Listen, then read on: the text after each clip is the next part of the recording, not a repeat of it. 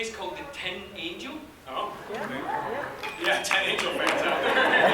That's the owner of the Tin Angel. And I went there last night, and they were showing a documentary on a musician from Philly. So I just watched it. Nice. That's sometimes what happens. There's just Philly's pretty random. You know what I mean? I think it's got a great vibe. It's got a total great vibe, especially in this area. You know what I mean? Yeah. There's just so much going on. There's all the people here at Comic-Con, but then there's a lot of just tourists and fans and the history and everything. It's great. I love it. It's a cool city. Well, welcome. How's this? Yeah. That was a good sign language interpreter. Well, could you sign that, please? I was saying, get to your seat. How do you do that? Do you know the funny thing about sign language? And I think they'll tell me that this is true, that it's different around the world. Yeah. Is that correct? It's not exactly the same everywhere in the world. It's different. God, it's me. Look. And when we were in New Zealand, I was getting someone to teach me some of it.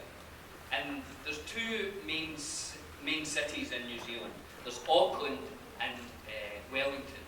And they sort of have this friendly sort of fight with each other when they say which one's the best city. And the sign language in Wellington, if you're talking about Auckland, and Auckland has a huge tower in Auckland Tower, and if you're talking about Auckland and you're from Wellington, this is the sign for it. I think New York and Philadelphia have a similar Did they sort of have the same? same sort of I thing. thought that was really funny. Billy, I like this. In a sort of working class area of Glasgow, where it wasn't okay to be an actor, and you had to pretend that you didn't do that, otherwise you'd be beaten up. Oh gosh, wow. And I didn't want to be beaten up. So you had to pretend that you weren't an actor. But we did this show called Oliver, and I played the Artful Dodger, which a lot of people do, apparently. Become actors. And we found out that when the actual play was playing, we would actually be on holiday, me and my family. So I thought I wasn't going to be able to do it, and I really wanted to do it. And my dad said, it's okay, we'll drive you back for the show every night. So we were on holiday in a place called Ayr, which is like 2.5 hours drive from Glasgow. And my dad would drive me up so that I could do the play. And you know, that kind of support from your parents, I think, is really important. Family support in general, you know what I mean? Yeah. Especially when you said you're living that environment. You get beat up in Philly for doing that for sure, yeah. You know, I did it last night. On the way after or before or after the documentary? After the documentary. Yeah. Oh man. And what did you have an experience? I mean, Edinburgh is obviously a big city for performance. Have you done anything there? Is there anything sort of, or you know, with your Scottish roots, was there something in Scotland that sort of led you sort of along the way, or was it more reaching out to other sort of countries and other type things that sort of got you? Edinburgh festivals are like the best in the world. Yeah. If you ever have the chance to go to the Edinburgh Festival, go. I'm going. Yeah. Woo! That's the person that runs Edinburgh Festival. I'm going in 3 weeks. I did a movie called The White Island. There you go, that's the director. And that's opening at the Edinburgh Festival in 3 weeks. Congrats, that's awesome. So I'm going back, and I haven't been for a while to the festival, but I used to play the festival all the time. Yeah. There's two. Where are you going? Right, okay, well enjoy the photo op, but come back. I won't say anything interesting until you come back with me. And don't sit in the front row anymore. What are you not getting? Okay. Okay, I'm just gonna come to I'm that. going to come to the booth. So there's two. Everyone, you know, said, you know, they're making Lord of the Rings in their film, or 3 films, and you know, so everybody was going down and auditioning. But we just went on tape, and straight away I went on tape for Pippin, and that tape was sent off to New Zealand. 4 people in each city for each part. So then they went to New York, Los Angeles, Sydney, London, you know, to meet these actors. And I met Pete and Fran, and we rehearsed a few scenes. And yeah, I couple of weeks later, I got the part. They just called up. Amazing. I mean, yeah, like you said, when you think about the cast, right, it's made up of actors with all different types of accents from all, you've got Elijah Wood who's American, and then a couple, was that something that came into play, sort of the accent? You think they were looking for like a wide variety of accents? It's a fantasy world, right? So everybody can have their own sort of voice. Was there things around that, or? Yeah, the only thing that they didn't want was American, actually, because because America's a sort of new country. By putting an American accent in it, it sort of made it contemporary. Right. And Pete's big thing was it should have been a prehistory. It sounds like, it should feel like it actually happened before our history books. Well, and I think that's sort of what JR was for. Yeah, that was Ayr as well. This place, Ayr, keeps popping up today, which is where my parents went on holiday and drove me back for the thing. And the place that we went on holiday there was called Butlins. And it was like, I think you paid one thing and then everything in it was free. So it was great for kids because you could go on the rides for free, you could go to the cinema for free, and The Empire Strikes Back was on at the cinema. So I used to go and watch it every day. And I thought, I would love to be a Jedi. And then I realised you couldn't, and I thought, well, I'll be an actor and I'll pretend to be a Jedi. It was that and the 7 Voyages of Sinbad, and he left. If I say Jurassic Park, like the dinosaurs, watch what you think about, because you can draw things to be. Well, we've got a bunch of people in line. Let's get to them so we don't miss anyone. Spider-Man, stand on up there. You're going to have to tilt the mic down a little bit. It's got to be Max. Yeah. It's definitely Max. Spider-Man's my favourite superhero. Oh, look at that. Me too. Cool, right? It's got to be. Yeah, awesome. I've got a question for you then. Oh, there we go.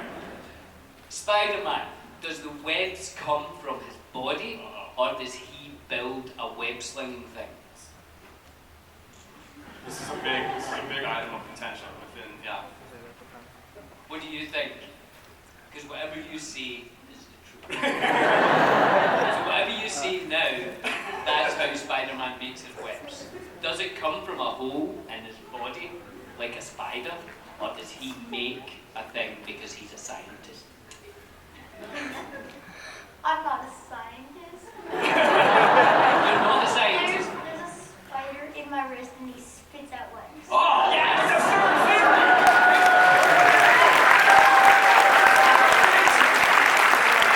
From the Lord of the Rings cast we're gonna be in the movies, did you want to like get a part in one of them? It would be fun because I really love making Lord of the Rings. It was so much fun. But they asked me back to write a song for it. So that was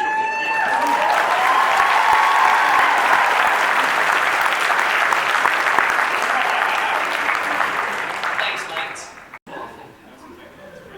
Terrible. I've been trying to get one made for a long time. But the one thing then that Scotland has is it has the ability to make its own stories. So you get films like Ratcatcher or Orphans, or just stories that you would never see in Hollywood because no one would ever finance it. Hollywood likes to make the same movie over and over again, and then we all go and watch them. I do it as well. I'm like, I've seen this movie. There was other people in it, but I've seen this movie. Whereas, smaller countries, they don't have the studios, they don't have lawyers saying, oh, this is costing 100 million, So it's nice that it opens it up, but it's much harder to make a movie. That's a good point. Fantasies. And yeah. I didn't ask him to. Yeah. So along that line, I just want to ask you, what's your favorite memory from all those stories, filming and stuff like that? Vigo kissing me. Good stuff. He's a real man. Just that weird, bristly, Like, you've got bristle, I've got bristle. Yeah, that's... He has got bristle. Yeah. I mean, my chin was painful for like 3 days. I don't know how What's a the young story? How lady... how did that come about? What was the story? For those that don't know, the story, what was it? The story of how Vigo kissed me in the mouth. Chapter 1. I was asleep in my trailer. Oh, good start. There was a knock on the door, and I heard this, which is the way Vigo talks. Hey, Billy. What? So I gets out, and Vigo's there, all dressed as Aragon, and he said, Sean is filming his wedding scene. Sean Astin, Samwise, his wedding when he gets married at the end of the movies. And he said, and it's just in a little studio on Stone Street where we filmed. He said, there's no one there and it doesn't feel like a wedding. Can we go and help him out? And I'd just woken up and I was like, yeah, of course. So I went into the studio and it was lovely, you know, it's all like a nice little wedding. But when Sean had to turn to what was supposed to be the crowd and look happy that he was married, there was no one behind the camera. So Vigo was behind the camera, and then I was behind the camera, so that when he kissed Rosie Cotton, we were like, yay! And he was going, and Vigo was like, yeah, this is getting better, this is good. So they went for another take, and this time he kisses Rosie Cotton, turns around, and I went, yay! Vigo grabs me and kisses me like hard. Like I thought to myself, this is good for Sean, but also I feel like Vigo's been wanting to do this for a while. You could just tell. And everybody was like, yay! And Sean was really laughing, and it's the shot that they used in the movie. Then it felt like the kiss kept going. Yeah. And I was like, I think this is done. That might have been a whole setup, you know what I mean? Just for Vigo to get the kiss in, yeah. But, God, it was really good. Yeah, that was And I kind of did once. No, for anyone who doesn't know, Dom now has this amazing wildlife show called Wild Things, where he goes round the world finding like the most poisonous spider or the biggest snake. It's an amazing TV show. You should watch it if you haven't seen it. But he asked me to go and do an episode with him in New Zealand, to go back to New Zealand, and I thought, yeah, that'd be great. And the great thing is, there's nothing poisonous or venomous. Dom gets really upset if you get those confused. Venomous is if something bites you and puts some. Poisonous is if you eat something and it makes you feel sick. So get that wrong if you ever meet Dom. Really annoys him. That and getting bees and wasps mixed up. He hates that as well. And also, I like to say things like, a bee bit me. He hates that. And he doesn't know yet that I'm just winding him up. He honestly thinks I think bees bite you. He hates all that stuff. He loves animals. Back before Lord of the Rings, 2 years before, and Pete Jackson said to the farmer, can I use this for Hobbiton? And they made a deal, and he said, okay, as long as you put it back to my farmland at the end. And Pete said, yeah, that's fine. So then he planted all the plants and made the hobbit holes 2 years before we started filming. So that when we filmed there, it looked like hobbits had lived there forever. It was a beautiful, beautiful place. Absolutely stunning. And then at the end of the movie, as agreed, Pete pulled it all down, took out the hobbit holes and put it back to farmland. And then this farmer had people coming to his door every day, like hundreds of people. I heard this is where Hobbiton is. I was like, it's just a field, you know. So then when they went back to make the Hobbit, the farmer said, don't put it back to farmland. Charming admission. Yeah, we're making it into a theme park. Yeah. So I went back and It's amazing, it's so beautiful. And they have the green dragon, and you can go in and you can get a beer. They make their own beer. It's amazing. So me and Dom went. So me and Dom said, don't tell people when they come in that we're visiting. And then we went behind the bar in the Green Dragon. So when everyone's had their hour, they come in and we're like, yes, would you like a beer?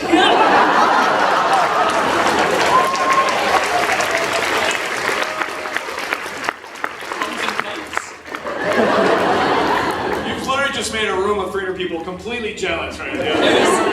And people just, like, some people just couldn't believe it. They thought they had people that looked like us. And other people thought we actually worked there now.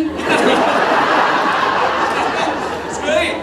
But if you get the chance to do that, do it. Yeah, that's amazing. Awesome. It seemed like you had a ton of fun on that show. Oh, it was great. It was so much fun. Dom is so much fun. He's the only guy who, he got me laughing so much once, I had to leave the room because I thought I was going to pass out. He's very, very funny. Excellent. And we might do a show together. You're the first to hear. Oh! Exclusive. Hello. Hi, I'm Thank Chloe. you. You made it so much worse. Zen. Thank you so much for making a project that just reaches out to so many people. You know, it's such an important part of my life, and it really gets me through some tough spots. So, and I know it's like that for so many people around the world, really. So thank you for that. And along that vein, my question's pretty sappy. Like, what do you think was the most rewarding part of working on a project like Lord of the Rings for so long and working with these people for so long? Like, what was the part that you were just like, man, this is so great, like, this is so worth it? I mean, there's so much, you know, the things that you're talking about it was a big thing, you know. I remember back when it first came out and, you know, people were sending letters saying, you know, and people who have met friends because of it and because of the fandom kind of thing is, and I remember once getting a letter from a girl who basically hadn't left her house in about 2 or 3 years, and because of the films and because of the kind of bravery of these hobbits, and she managed to go out and she got a job in a, it shows you how long ago it was, in a video store. There's not many of those left. Oh my God. But so she ended up working in this video store, and I thought, God, that's amazing that a film has that power. And you forget actually the power of film. You know, it's a beautiful art form, and really powerful art form. And sometimes we forget, you know, how kind of amazing. Go. Hi, my name is Reba. I was wondering if you could play any superhero, what superhero would you play? Oh, Thank you, Reba. I'd like to be Spider-Man. Spider-Man.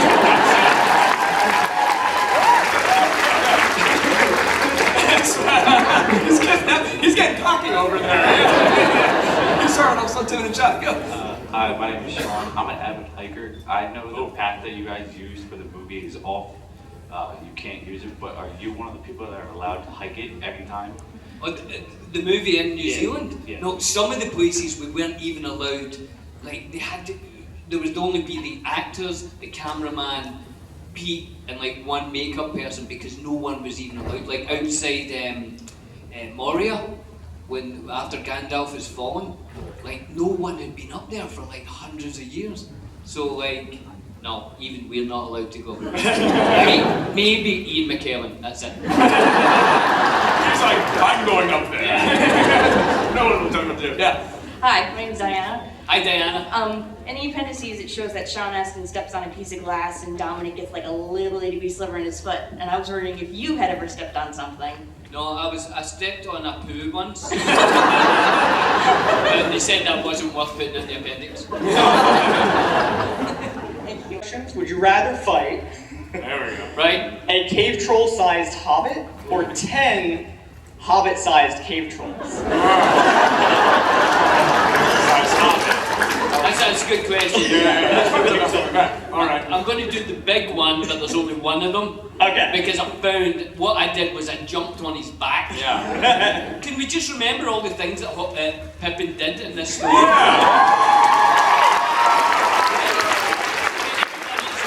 know, his hand Aragorn, Legolas. Yeah. Legolas takes down like one, elephant, and he takes his time about it.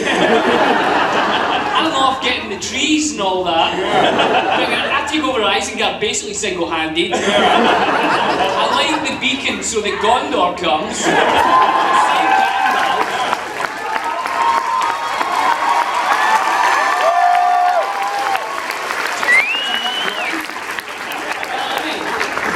Thank you. Thank you. Play, if you couldn't play Pippin. Spider-Man. In Lord of the Rings. And Lord of the Rings. Yes. Spider-Man. Arwen. Beautiful dress. I would have been an amazing Arwen.